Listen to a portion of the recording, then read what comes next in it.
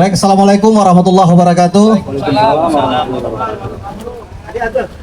Kita mulai acara diskusi publik di Pitulasan keempat ini dengan tema membaca paradigma Kota Bogor antara identitas, perencanaan, dan lokal jenius dalam kacamata Pak Deddy Arahim. Itu temanya, Pak. Nggak bisa dimulai sebelum Bapak datang. Baik, perkenalkan saya Eko Kimung sebagai moderator di kesempatan ini. Narasumber kita ada 4 orang. Ada dari wartawan senior Mas Bram Sunanta, dari budayawan Ki Agus Pranamulya, dan dari pengamat politik Citra Institute Kang Yusak Farhan, dan sebagai narasumber utama mantan pejabat KPK 13 tahun yang baru saja purna tugas sebagai Wakil Wali Kota Bogor, Bapak Deddy Arahim. Baik, hadirin sekalian, kita nanti ada dialog interaktif.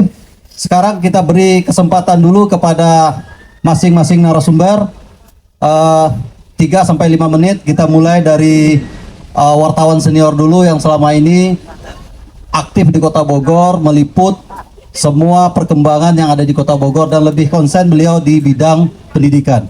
Kepada Mas Bram Sunanta, 5 menit waktunya, dipersilakan. Oke, saya berdiri aja ya, boleh kan? Assalamualaikum. Ya, terima kasih waktunya dan kesempatan yang diberikan pada saya dalam diskusi publik kali ini, dan saya merasa sangat tersanjung juga bisa berkumpul dengan teman-teman dan terlebih dengan Bapak Deddy Arahim, mantan Wakil Wali Kota selama 5 tahun, Pak ya, yang membangun Kota Bogor sampai begini bagus. Perkenalkan, saya Bram Sunanta, saya aktif di jurnalis sejak tahun 99 pasca reformasi. Ada beberapa teman yang juga sudah hafal dengan saya, apalagi Pak Ian waktu di Humas sampai pensiunnya. Dan saya bukan satu-satu, beberapa wartawan yang aktif Balai Kota karena dulu media itu sangat terbatas. Dan setelah reformasi baru mulai bermunculan. Saya dulu di grup Pikiran Rakyat, Bapak Ibu. Saya di grup Pikiran Rakyat sampai tahun 2008-9. Saya kemudian dipindah tugas di daerah Pajar, Banten waktu zamannya Atut Kosia itu terkena kasus dinasti politik dinasti di sana. Jadi semua keluarganya jadi pejabat publik dan wali kota atau bupati. Saya mengalami perkembangan pembangunan Kota Bogor itu selama wali kotanya Iswara, Pak Diani, Pak Bima Arya. 3 wali kota tapi 5 periode, karena dua-duanya Pak Diani dan Bima Arya itu dia 2 periode. Meskipun Pak Iswara, agak lupa saya waktu saya datang ke Bogor tahun 90 itu wali kotanya masih Pak Suratman kalau nggak salah ya. Bapak Edi Gunadi, iya, sebelumnya Pak Edi Gunadi baru ke Pak Iswara. Jadi yang ingin saya katakan bahwa selama kepemimpinan mereka yang sudah bersumbangsi itu meninggalkan jejak-jejak yang menurut saya selalu berkutat pada persoalan yang sebenarnya tidak perlu kita ulang-ulang lagi. Persoalannya PKL, miskinan, itu terus. Bahkan PKL itu tiap tahun itu anggarannya miliaran, cuman mau mindahin pedagang di trotoar itu ke pasar, terus habis gitu 2-3 bulan balik lagi ke trotoar. Dan itu selalu terjadi setiap tahun dan setiap kepemimpinan kepala daerah. Bahkan baru-baru ini juga pembersihan PKL di Pasar Anyar. Itu tiap tahun itu.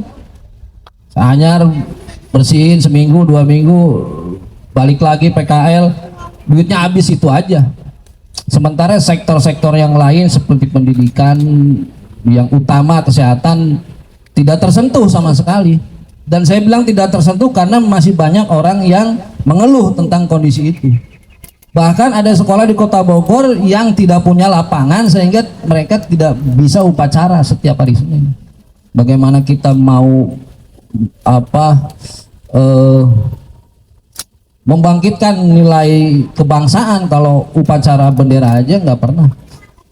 Dan ini realita bisa kita saksikan di daerah-daerah SD Cipaku itu, begitu buka pintu kelas itu udah jalan raya. Dia mau upacara susah. Dan tidak terpikirkan oleh pemerintah daerah untuk membuat satu sekolah yang representatif di situ. Jadi dipaksakan aja. Itu dari tahun ke tahun seperti itu. Dan saya melihat bahwa persoalan yang sangat mendasar pembangunan Kota Bogor ini adalah mental, mental pejabatnya. Saya kritis sekali di sini. Ada Pak Rahmat yang sudah pensiun. Itu kalau saya ngeritik masalah kebijakan Pemkot, itu pejabatnya sampai kabur-kabur itu. Ya benar. Kalau saya ngomong salah tolong dikritik. Ini Pak Ian orang humas. Setiap Senin, Kamis, Sabtu itu berita saya diguntingin terus sama beliau. Dan dulu ada namanya Pisum. Saya buka ada namanya Pisum. Jadi kalau wartawan yang nulis banyak berita tuh dapat Pisum, namanya dapat duit di humas. Jadi saya yang paling banyak karena berita saya, foto saya paling banyak. Jadi kalau pagi-pagi Pak Ian, mana yang guntingan clipping, dilihat, ini punya itu Bram, ya itu banyak. Nah itu cerita ya. Kemudian gini, yang saya amati sampai sekarang ini dan saya tidak habis pikir. Berapa menit lagi? 2, 3. Fasilitas publik ini sangat aneh menurut saya di Kota Bogor. Saya jalan di trotoar di Jalan Pemuda itu dari Gujir sampai Dadali. Itu trotoar bukan untuk pejalan kaki, tapi untuk tukang kembang. Padahal trotoar itu dibangun melalui APBD untuk pejalan kaki. Itu Undang-Undang Lalu Lintas tahun 90 itu bunyinya. Tetapi kenyataannya trotoar itu sekarang dipakai jualan tukang kembang. Sampai itu trotoar yang di R3 yang Bantar Kemang, itu trotoarnya tinggal segini nih untuk jalan kaki. Yang trotoar 2 meter dipakai untuk dagang kembang. Yang jadi pertanyaan, ini sebenarnya untuk trotoar tukang kembang atau pejabatnya yang membiarkan tukang kembang di situ? Kalau tukang kembangnya di situ, bayar siapa? Ya, jadi ini menurut saya suatu yang sangat sederhana tetapi sulit untuk diperbaiki. Dan saya melihat siapapun wali kota atau pemimpinnya, cukup Mas? Sekali lagi, ini kata akhir. Kalau persoalan yang sederhana itu saja tidak bisa diatasi, saya sangat pesimis bisa membangun Kota Bogor ke depan. Terima kasih. Baik, tepuk tangan untuk Mas Bram Sunanta. Berikut dari budayawan Ki Agus Pranamulya. Silakan 5 menit. Bismillahirrahmanirrahim. Assalamualaikum warahmatullahi wabarakatuh. Sampurasun. Aturun ke moderator saran panitia. Oke, langsung dengan anak teman-teman. Ayah Pak Didi Rahim, Mas Susah, oke, Kang Brau.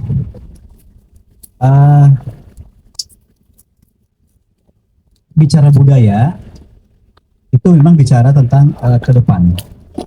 Dan bagaimana misalkan Kota Bogor dengan jumlah kelurahan yang 68, catatannya ada 6, bagaimana bisa misalkan bisa menginspirasi dari kota Bogor ini ke Kabupaten Bogor. Karena bicara Bogor kan tidak hanya kota dan kabupaten.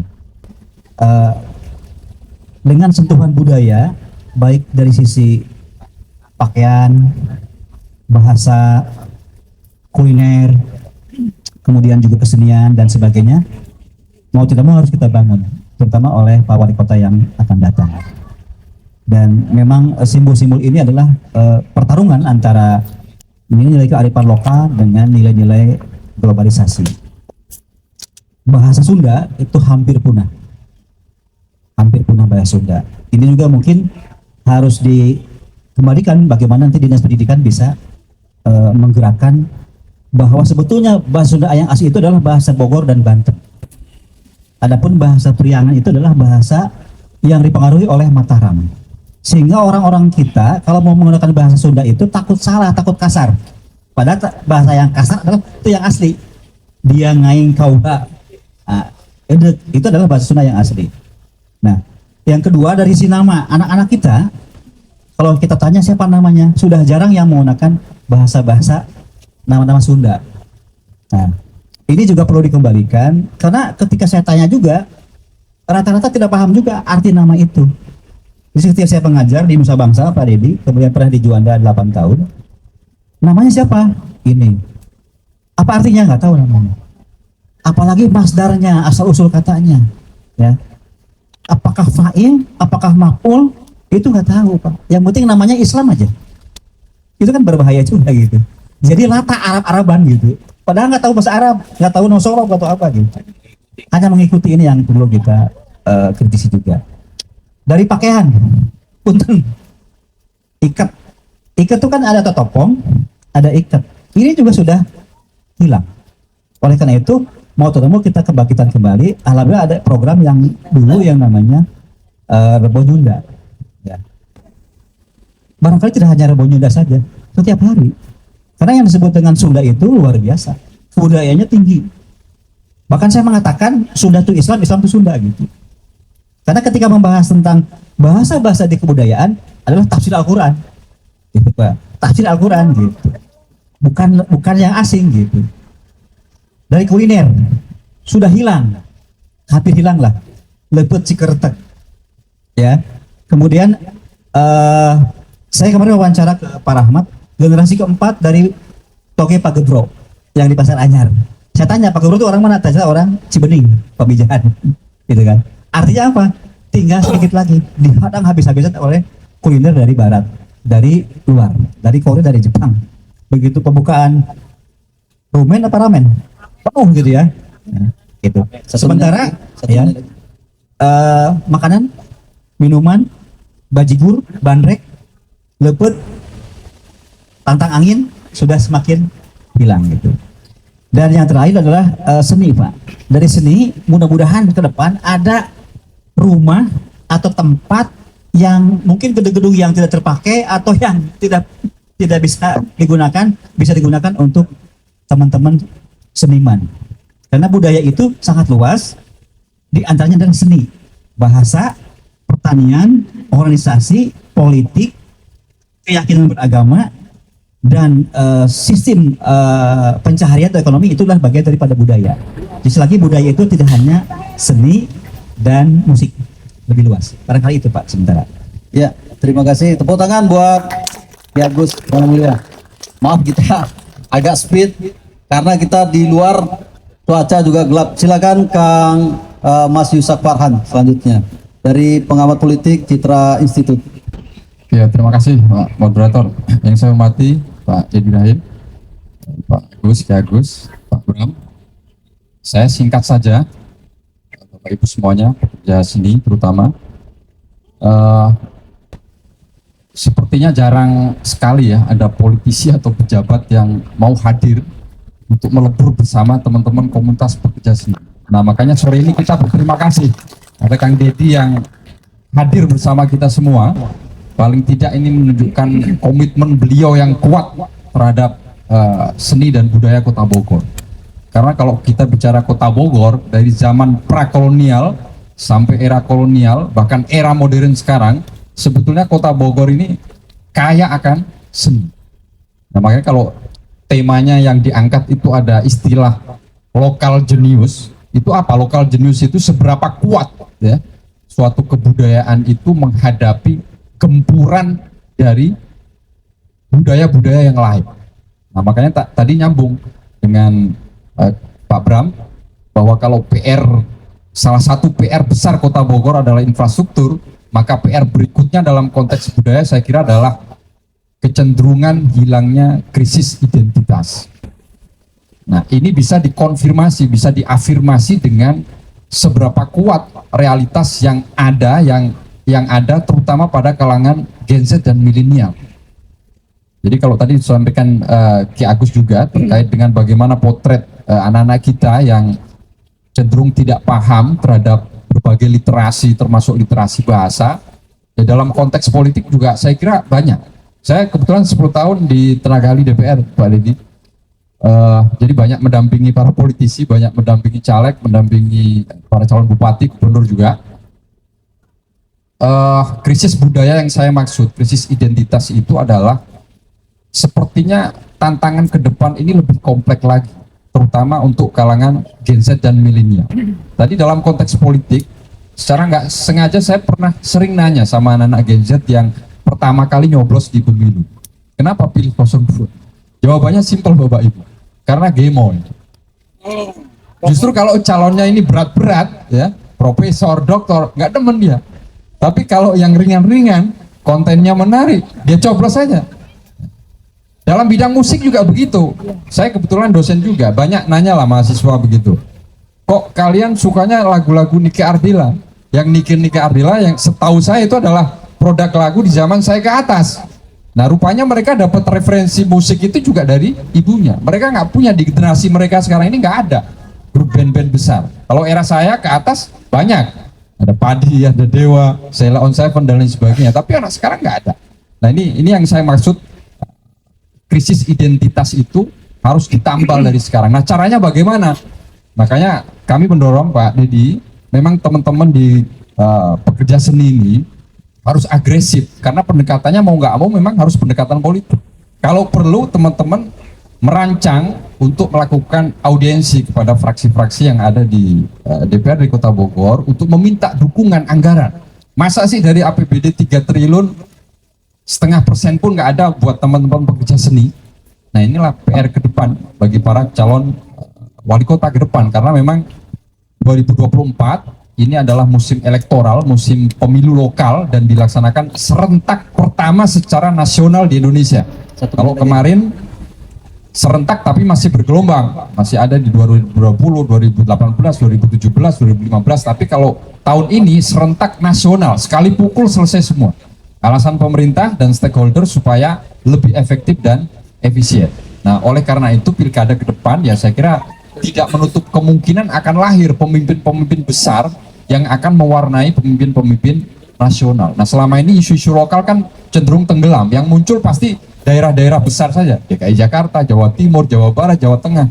Tapi kota kabupaten di pelosok-pelosok Nusantara jarang sekali terangkat isu-isu lokalnya, termasuk isu di bidang seni dan budaya. Maka tidak ada kata pantang menyerah bagi para pekerja seni.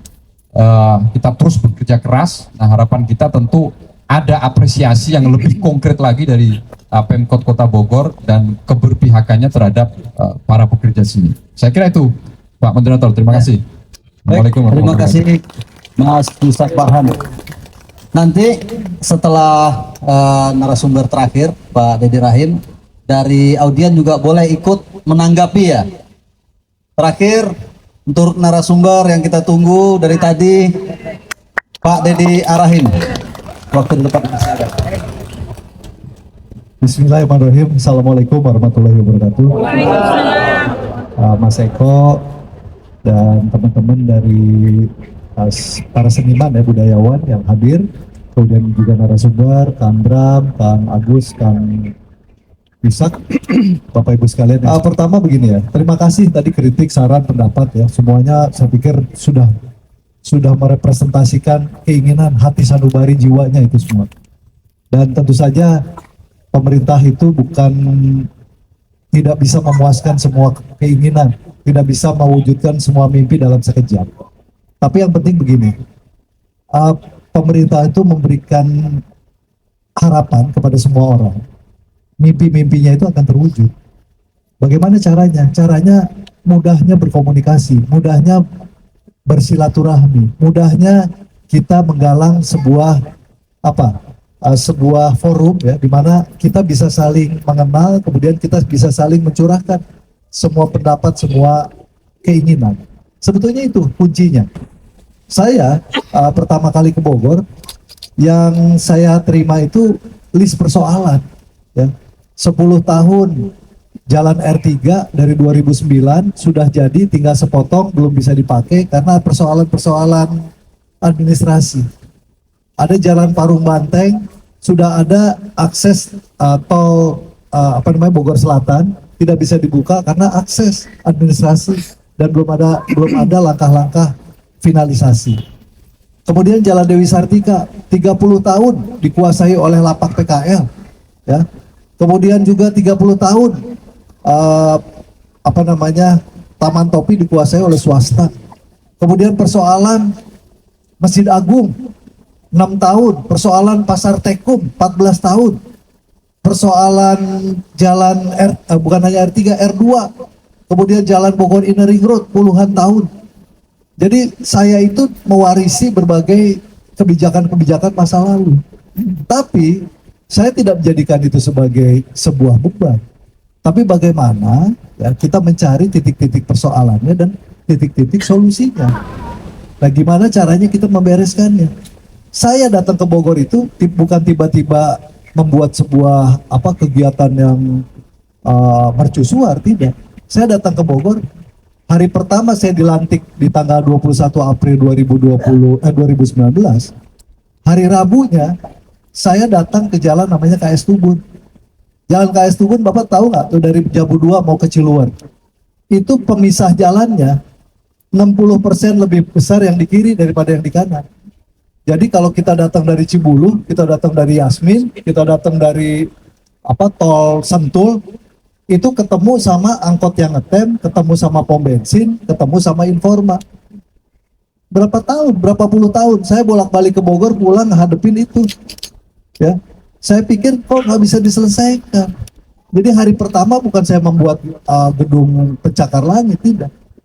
Saya panggil Kadisub, saya tanya, Ibu Kadis, ini nggak bisa kita pindahin median pemisah jalan? Oh nggak bisa Pak, ini jalan nasional, sulit, harus izin gini-gini. Saya bilang, coba bawa pulpen, bawa kertas, saya dikte.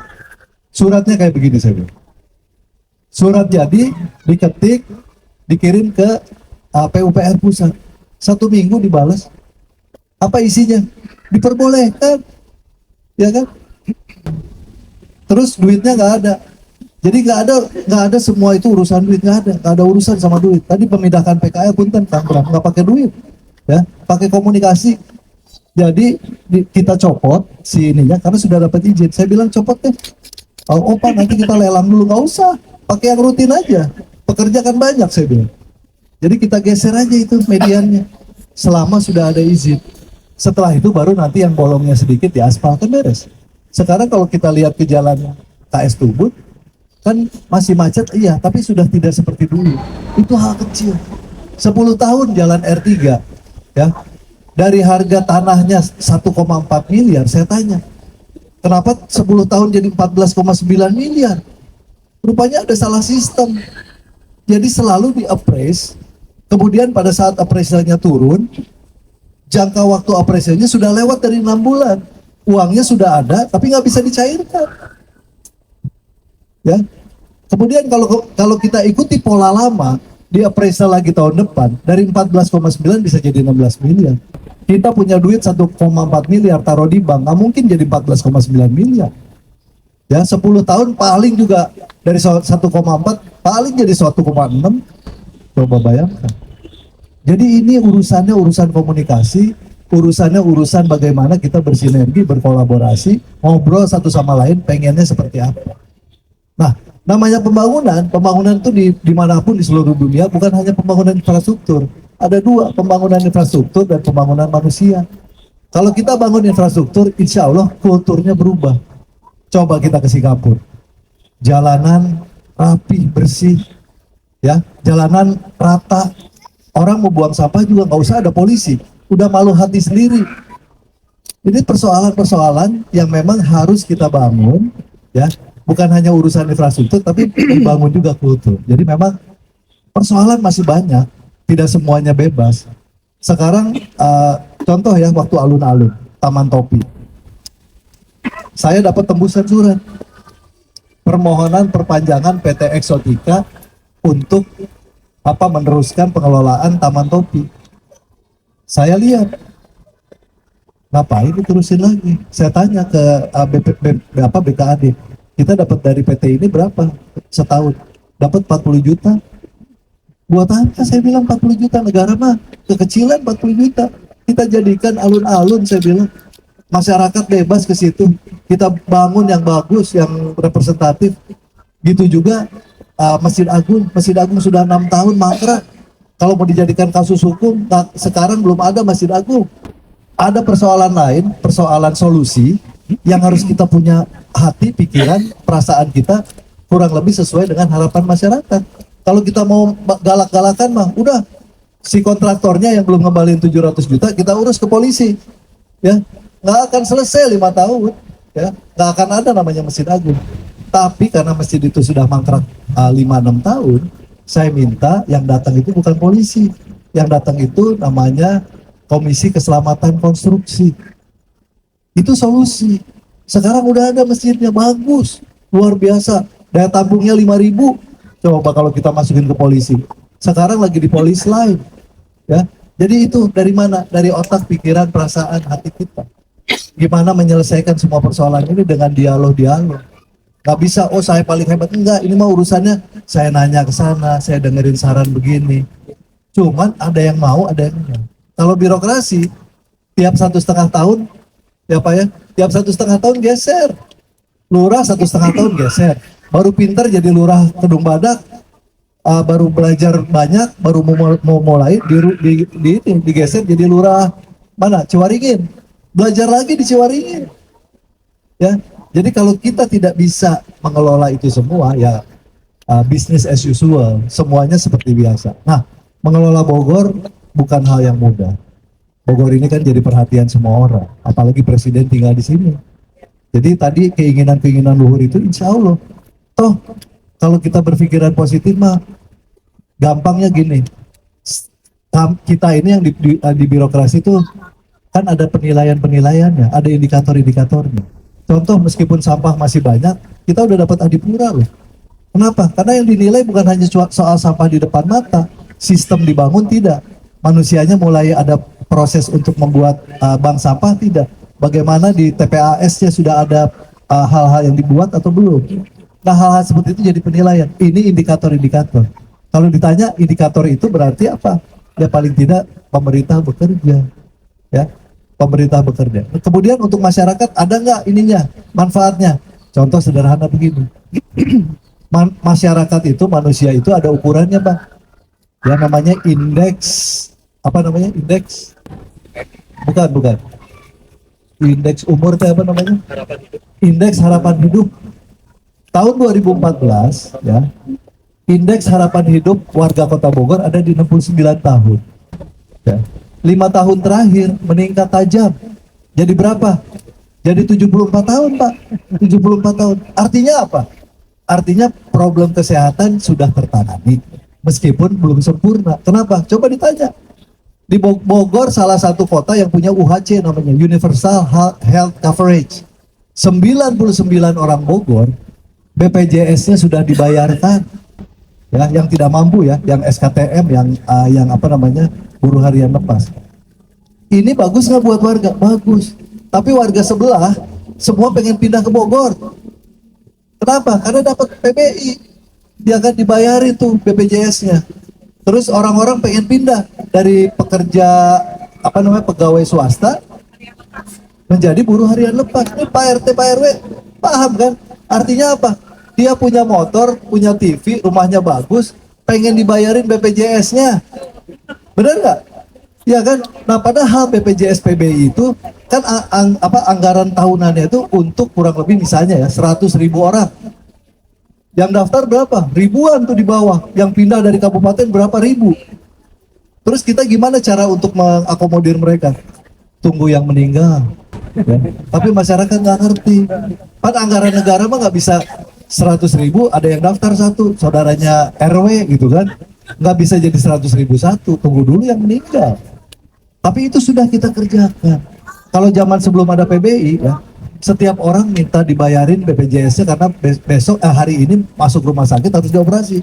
Saya sama Kang Bima kan tiap hari, Kang, iya warga orang kunaon, bisa dioperasi, aya tunggakan BPJS 3 juta, 1,5 juta saya sama Pak Bima. Dan 1 minggu itu bukan urusan 1-2 orang, bisa puluhan. Saya pikir, Kang, amun kieu carana kita mengeluarkan kebijakan PBI, mampus kita. Gaji 4,6 juta, ya wakil wali kota itu 4,6 juta, bukan puluhan juta. Ya, dapat BOP nggak pernah saya pegang, kartunya aja di bendahara.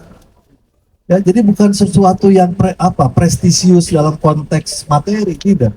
Wali kota, wakil wali kota itu urusannya sosial. Ya, dari pagi sampai pagi lagi urusannya urusan masyarakat.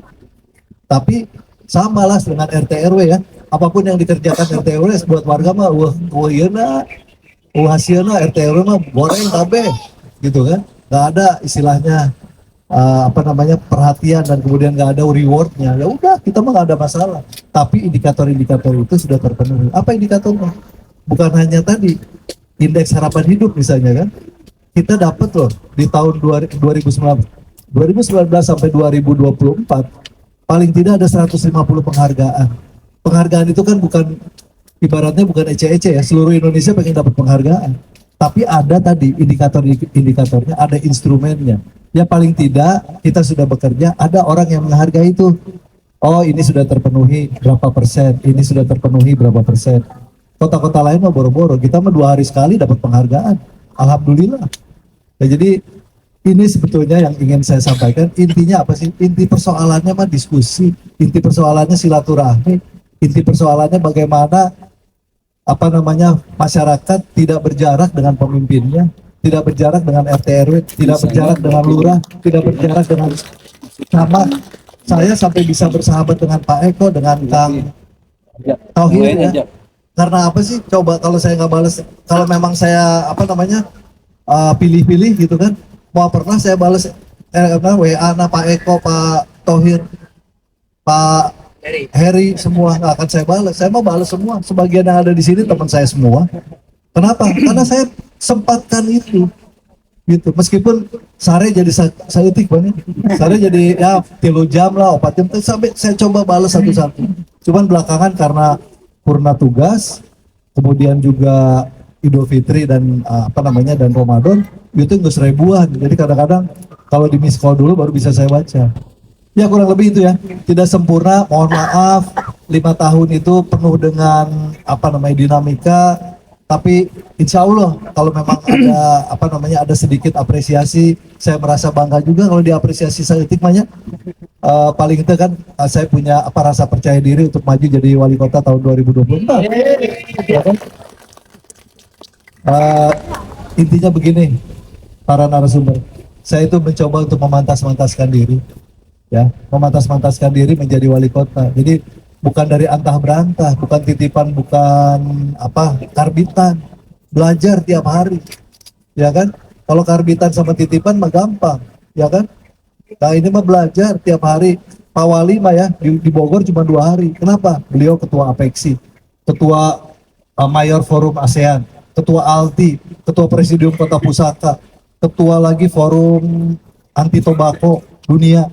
Ya, di Bogor cuma 2 hari. Nunggang gawekeun mah punten ya. Saya kan nggak pernah ngeklaim. Kan nunggang gawekeun kabeh aing. Aing mah. Gitu. Banyak kehargaan kan gitu. Aja. Ya, jadi kurang lebih itu. Mudah-mudahan ini menjadi peluang kita lah untuk kita berkolaborasi bersinergi. Ya kalau tidak memilih saya nggak apa-apa, tapi jangan milih yang lain. Itu. Terima kasih. Wassalamualaikum warahmatullahi wabarakatuh.